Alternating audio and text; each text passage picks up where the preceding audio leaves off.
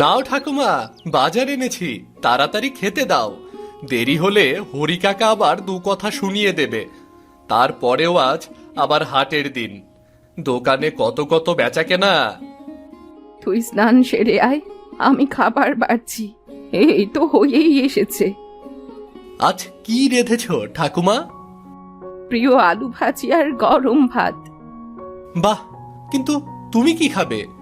তুমি তো শুকনো আলু ভাজি একদম খেতে পারো না। রোজ রোজ তো আর আলু ভাজি হয় না, বাজারে আলুর কত দাম। দুটো একটা করে আলু জমিয়ে আজ ভাজি করেছি। তুই আগে খেয়ে নে, আমি না হয় শুকনো মরিচ পুড়িয়ে ভাতে পানি ঢেলে পান্তা করে খাবো।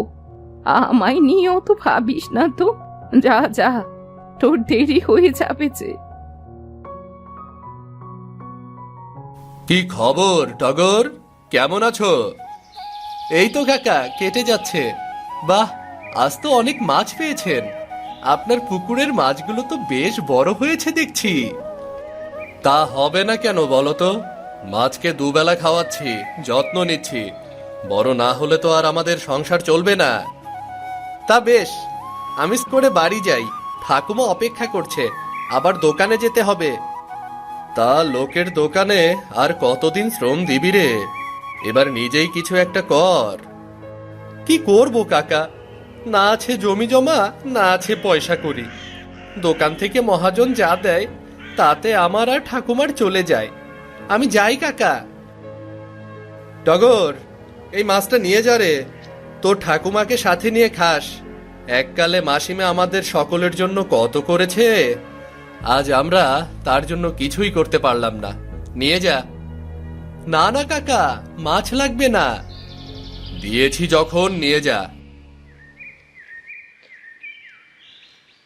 আর কোনো দরকার লাগলে একদম জানাতে লজ্জা করবি না আমাকে। ঠিক আছে কাকা।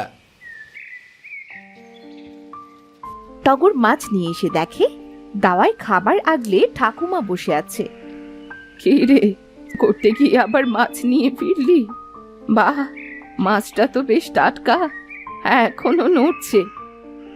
দেখো না ঠাকুমা, ভুলু কাকা মাছ ধরেছিল, জোর করে একটা ধরিয়ে দিল।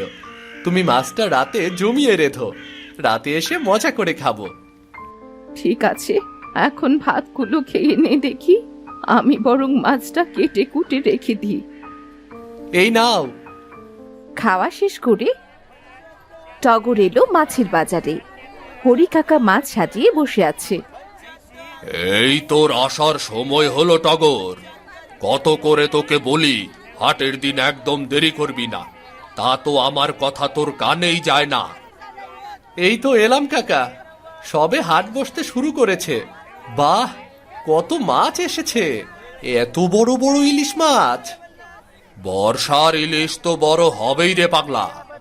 এই হাটের সবচেয়ে বড় ইলিশ আজ আমার দোকানে। দেখিস আজ খুব ভিড় হবে রে। এখন বস চুপটি করে, মন দিয়ে সব দিক খেয়াল রাখবি, কেমন? ঠিক আছে কাকা।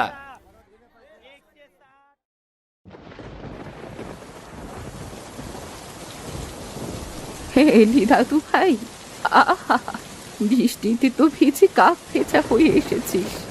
তাড়াতাড়ি কাপড় বদলে মাথাটা মুছে নে, শরীর খারাপ করবে না হতে। আর বলো না ঠাকুমা, বর্ষা শুরু হতেই এমন বৃষ্টি শুরু হয়েছে, থামার কোনো নামই নেই। পরে ভিজে ভিজে এলাম। তুমি খাবার বারো ঠাকুমা, ভীষণ খিদে পেয়েছে। সারাদিন দোকানে এত ভিড় ছিল, পানি ছাড়া পেটে কিচ্ছুটি পড়েনি। হ্যাঁ হ্যাঁ, দিচ্ছি বাপু। তুই হয়েছিস একদম তোর দাদুর মতো। তোর দাদু যেখান থেকেই ফিরুক, ঘরে এসে আগে দুটো খাবারই চাইবে। হয়েছে হয়েছে, আর দাদুকে মনে করতে হবে না। খাবার আনো, আমরা দুজন একসাথে বসে খাই। তুই কি করে জানলি আমি এতক্ষণ না খেয়ে আছি? সেই ছোটবেলা থেকেই দেখছি, আমি না খেলে তুমিও খাও না। যাও যাও, আমি সব জানি। টগর ও ঠাকুমা একসাথে খাবার খেতে বসলো। অনেকদিন পর আজ ওদের পাতে মাছ পড়েছে। কি রে, আজ রান্না কেমন হয়েছে? আহ, কি ভালো মাছ রান্না হয়েছে গো। আমাকে আরো এক হাত ভাত দাও ঠাকুমা, কতদিন পর পাতে মাছ পড়লো। কিন্তু তুমি মাছ খাচ্ছ না কেন? একটু খেয়ে দেখো, ভারী মজা। না রে, আজ এই আলু ভাজা মাছের ঝোল দিয়েই খাওয়া হয়ে যাবে, মাছ লাগবে না। কাল সকালে তরকারিটা তোকে গরম করে দেব, তুই মজা করে খেয়ে দোকানে যাস। ঠিক আছে। জানো ঠাকুমা, হরি কাকার দোকানে রোজ কত কত মাছ আসে। এমন সব মাছ আমি তো কতগুলোর নামও জানি না। হ্যাঁ রে টগর, বর্ষা তো এসে গেছে, বাজারে বড় ইলিশ পাওয়া যায়। ঠিক আছে। জানো ঠাকুমা, হরি কাকার দোকানে রোজ কত কত মাছ আসে। এমন সব মাছ আমি তো কতগুলোর নামও জানি না। ও, তা দাম কেমন রে বড় ইলিশের? মাছের চেয়েও মাছের দাম বড় গো ঠাকুমা। আচ্ছা, সকলে এত দাম দিয়ে ইলিশ মাছ কেন কেনে? ইলিশ মাছ খেতে কি খুব মজা? মাংসের চেয়েও কি মজা? হ্যাঁ রে, ইলিশ খেতে ভারী মজা। জানিস না নাকি, মাছের রাজা ইলিশ। তোর দাদু নিয়ে আসতো ইলিশ, ইলিশ ভাপা, ইলিশ ভাজা, ইলিশ পাতুরি, কত কিছু রাখতে হতো তখন। আর ইলিশের মাথা দিয়ে কচু শাক তোর বাবা কত মজা করে খেত। কোথায় যে হারালো সেসব দিন। আর তুমি, আর তুমি কি পছন্দ করতে ঠাকুমা? ইলিশে অপছন্দ করার মতো কিছু নেই রে দাদু ভাই, নে তো। অনেক রাত হলো, এখন খাওয়া শেষ করে ঘুমিয়ে পড়তো। পরদিন দোকানে আর কোনো মাছ নেই, শুধু ইলিশ আর ইলিশ। এ কি হরি কাকা, দোকানে আর কোনো মাছ নেই কেন? সব যে ইলিশ ভর্তি। এত ইলিশ খাবে সকলে? খাবে না মানে খেতেই হবে। ওরে, এ যে হরির দোকানের ইলিশ, কাল কত খদ্দের ইলিশ না পেয়ে ফিরে গেল বলতো। কিন্তু আজ যদি অন্য মাছ চায়? ধুর বোকা ছেলে, এই বর্ষার দিনে ইলিশ ছাড়া লোকে আর কিচ্ছু চাইবে না। তুই দোকান সামলা, আমি একটু আড়ত থেকে ঘুরে আসি। কাকা, একটা কথা ছিল। কি কথা রে হরি? তোর মাস তো হয়নি এখনো। দেখ, এখন মাছের মৌসুম, আমি কিন্তু কোনো অগ্রিম টাকা পয়সা দিতে পারবো না রে। না না কাকা, অগ্রিম কিচ্ছু চাইছি না। ঠাকুমা কাল বড় ইলিশের কথা বলেছিল, হয়তো খেতে মন চেয়েছে। মুখ ফুটে তো কিছুই বলে না। আমাকে একটা ইলিশ মাছ দেবে কাকা? খুব বড় না হলেও চলবে। বলে আমি হরি হলেও দোকানে কি হরিলুট দিয়েছি নাকি রে? শোন টগর, তোর যা মাইনে তার চেয়েও এক একটা ইলিশের দাম বেশি। শোন, যে চিনি টানে সে চিনির স্বাদ পায় না। তুইও ইলিশ বিক্রি করে যা। দেখো না কাকা, যদি পারো কিছু টাকা না হয় প্রতি মাসে একটু একটু করে কেটে নিও। তোর মাথা কি খারাপ হয়েছে? তোর যে টাকা, ওটা কি কাটবো আর কি রাখবো? তাছাড়া একটা মাছের দাম 2 বছরেও তুলতে পারবো না এমন করে। এমন ব্যবসা আমি করি না বাপু। মাছের কথা ছেড়ে কাজে মন দে। টগরের খুব মন খারাপ হয়, কিন্তু তাকে তো কাজে মন দিতেই হবে। বাড়ি ফিরে টগর দাওয়ায় বসে থাকে। ও মা, দাদু ভাই, তুই কখন এলি? এসে আমায় ডাকলি না যে? খিদে পাইনি আজ? খেতে ইচ্ছে করছে না গো ঠাকুমা। স্নান করে আয়, দেখবি খিদে পাবে। তোকে একটা কথা বলতে চেয়েছিলাম। কি বলবো গো ঠাকুমা? আমার ভাই আসবে বলে খবর পাঠিয়েছে। এখন ঘরে অতিথি এলে তাকে খেতে দেব কি বলতো? আমাদের তো নিজেদেরই নুন আনতে পান্তা ফুরোয়। কি আর খেতে দেবে? ভাত, আলু ভাজা আর ডাল। এতদিন পর আসবে, পাতে একটু আমিষ না দিলে? আচ্ছা, দেখি কি করা যায়। এখনো তো মাইনে পাইনি, তুমি চিন্তা করো না। টগর কি করবে ভাবতে ভাবতে পুকুর পাড়ে এলো। সে এসে দেখে ভুলু মন খারাপ করে বসে আছে। কি হয়েছে কাকা, আপনার মন খারাপ কেন? না, ও কিছু নয় রে। তুই অবেলায় পুকুর পাড়ে? আপনার কাছে এলাম কাকা। ঠাকুমার ভাই আসবে, আমাকে যদি একটা মাছ দেন তাহলে আমি মাইনে পেলে দামটা মিটিয়ে দিতাম। মাছ কোথা থেকে দেব রে বাবা? আমার মেয়ের বিয়ে সামনে, এই পুকুরটাই বিক্রি করে দিয়েছি কাল মহাজনের কাছে। গয়না বানাতে দিতে হবে, তাই তো বসে দেখছিলাম পুকুরটা। ও, কোনো ব্যাপার না কাকা, আমি দেখছি কি করতে পারি।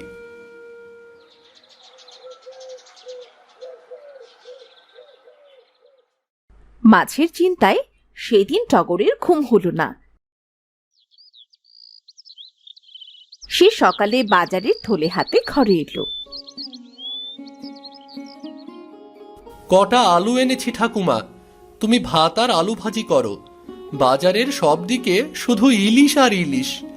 এত দামি মাছ কেনার স্বাদ থাকলেও আমার সাধ্য নেই। আমি চলি গো, দোকানে দেরি হয়ে যাবে। দুটো মুখে তো দিয়ে যা। না গো ঠাকুমা, আমি দুপুরে খেতে আসবো, দাদু ভাইয়ের সাথে দেখাও হয়ে যাবে। ওদিকে ঠাকুমার ভাই এলো এক মস্ত বড় ইলিশ হাতে নিয়ে। খোকে দে, খোকে দে। ভাই এসেছিস, আয় আয় বস। কতদিন পর তোকে দেখলাম বলতো, এতদিন আসিসনি কেন? তুমিও তো যাও না দিদি, মা বাবা নেই, কিন্তু আমি তো আছি। বাড়িতে গেলে কি তোমার কোনো অযত্ন হতো বলো? না রে ভাই, আসলে টগরটা দোকানে যায়, ও রান্না বান্না বাড়ির দেখাশোনা করে আর সময় হয় না রে। তুই বস তো।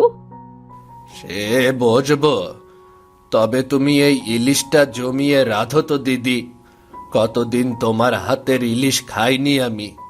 মনে আছে দিদি, আগে আমরা মজা করে ইলিশ ভাপা আর আলু ভাজা দিয়ে ভাত খেতাম। সেই দিন কি আর ভোলা যায় রে ভাই? তুই অপেক্ষা কর, আমি এক্ষুনি ইলিশ ভাপিয়ে আনছি। ঠাকুমা খুব মন দিয়ে রান্না করে। টগরও বাড়িতে আসে। দাদু ভাই, কেমন আছো? এখন আর থাকা, তা তোর সব খবর ভালো তো? এই তো চলছে। সব গল্প পরে হবে, আগে এসো তো। গরম ভাত, আলু ভাজা আর ইলিশ খাও সকলে। তুইও বস না দিদি, ছোটবেলার মতো একসাথে আলু ভাজা আর ইলিশ খাই। ছোটবেলাকে ফেরাবো বলেই তো ইলিশ নিয়ে এলাম। ঠাকুমা আলু ভাজি পছন্দ করে। হ্যাঁ রে টগর, আগে তো প্রতিদিন দিদির জন্য আলু ভাজি করত। আলু ভাজি ছাড়া অন্য কিছুই খেত না। কিন্তু ঠাকুমা যে বলে আলু ভাজি শুকনো, খেতে ইচ্ছে করে না, তার মানে সবটুকু আলু ভাজি আমাকে খাওয়াবে বলেই বলে না কিছু। হয়েছে হয়েছে, তোকে আর মানে খুঁজতে হবে না। বাহ, ইলিশের কি ঘ্রাণ! আহ, আলু ভাজি আর ইলিশ খেতে এত মজা! কতদিন পর তৃপ্তি করে খেলাম। দাদু, তুমি থাকো, আমি দোকানে যাই, নয়তো হরি কাকা রাগ করবে। এখনই চলে যাবি? একটু জিরিয়ে নে। না গো ঠাকুমা, তুমি তো হরি কাকাকে জানো না। তোর আর অন্যের দোকানে কাজ করতে হবে না টগর। তোর ঠাকুমার সম্পত্তির এই টাকাগুলো আমি তোর জন্য এনেছি। তুই একটা মুদি দোকান দিয়ে ব্যবসা কর। তোর জীবন তো পড়ে আছে, এভাবে আর কতদিন চলবে? কিন্তু ভাই, আমার সব তো আমি তোকেই দিয়েছি। তুমি আর টগর কষ্টে থাকলে আমার ভালো লাগে না দিদি। তার চেয়ে টগরটা নিজের পায়ে দাঁড়াক। তোমরা ভালো থাকো, আমাকে যেতে হবে, নয়তো শেষ বাসটা পাবো না। তাই বলে আজই চলে যাবে? চলে যাব, কিন্তু আসবো না তা তো বলিনি। তুই দোকান দিয়ে গুছিয়ে নে, বর্ষার শেষে আবার আসবো, তখন তুই তোর রোজগারের টাকায় আমাদের ভাই বোনকে ইলিশ আর আলু ভাজি খাওয়াতে পারবি, বুঝলি? ঠিক আছে দাদু ভাই, তাই হবে। আমরা তোমার আসার অপেক্ষায় থাকবো।